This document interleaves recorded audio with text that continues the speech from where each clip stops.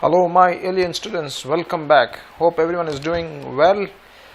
So today we're going to do something very beautiful. Okay, we're going to learn how to size pipes where in Revit automatically. Okay, manually you can do it.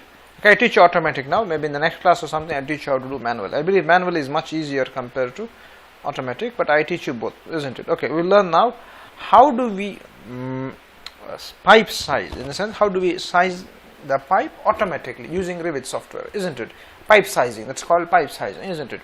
Okay, so listen, before you start this project, okay, let's go to our project browser. Okay, first you need to select the water source heat pump. Okay, so select each heat pump and you will see the water flow. Okay, 0.76 liters per second, whatever, isn't it? This is water flow, isn't it? Okay, then what you will do you select the pipe and see its water flow also. Flow, not water flow, flow. Where is flow? Yeah, see, flow, Reynolds number, whatever, isn't it? Okay, so now I'm going to teach you how to do automatic pipe sizing. Okay, pipe sizing automatically. Okay, see, there are two methods to do it. Okay, one is you select individually. Okay, this is one way. Or okay, there is a cooling tower here. No? Keep your mouse there and select the whole system. Any comments? Beautiful. Okay, so keep your mouse 3. Okay, you need to select the whole piping system, isn't it? Any comments? Okay, then what you will do is you go and click duct or / pipe sizing. Click that. Okay, we have different methods for pipe sizing. You know, this is a dialog box which is having pipe sizing, isn't it? One is sizing method and one is constraints, isn't it? Okay, you would ask me one question, John, you know what, from where do Revit knows what size of pipes do I use? Good question, isn't it? What size? Example, here it's restricted. Let's show you. Okay, so you have some size here. Why do you think Revit only uses this size? Why doesn't it use some other size? Okay, for this answer, okay, you just need to go somewhere called as where, I'll show you. Go to system tab, okay, and then from there go to mechanical settings. Beautiful. Okay, from here you would be going unit pipe, no? Yeah, so you would say segments, yeah, segments and sizes. Okay, for each material Revit has predefined some sizes.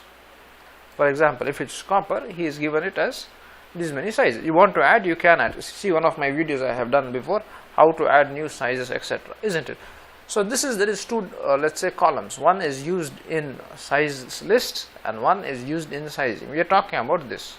If it is unchecked, okay, let's say we unchecked some of them. Okay, just give me an example. You would not be finding it in the pipe sizing. Okay, this is for pipe sizing. This is for options bar. Okay, you would understand what I mean in a couple of minutes now. Okay, type. Okay, so then what you're going to do is keep your mouse like this. Okay, select it and click pipe sizing. Okay, so then what you're going to do, let's say friction method. How much friction we need? 2.5. we are in are we in imperial? Yeah, we are in imperial units, isn't it? Sorry, yeah, it's not metric, it is a metric file, Pascal, isn't it? Okay, so what we're going to do is, okay, let me just do it again. See, this is a metric file, isn't it? I do it again. Keep your mouse on the cooling tower, isn't it? Select the pipes, or say pipe system. Go and click your friend piping duct / pipe sizing, isn't it? Click it. Okay, there are, there are different methods of pipe sizing. Let's click friction. Okay, change the value to 245 Pascal, isn't it? Pascal / meter per meter. And you also want to calculate by velocity, with is 1.2 meters per second, isn't it? Is this clear? Okay, type. Next one, constraint. Use instead of match conductor size, isn't it? Any comments? And then click OK. Then Revit will load the file, isn't it? Not reload the file and do calculations accordingly. Okay, so now you can see the pipe has let's say difference in size. 1 minute. We said we cannot do this, isn't it? We cannot see the, if you see here it is blocked, isn't it? So what we do is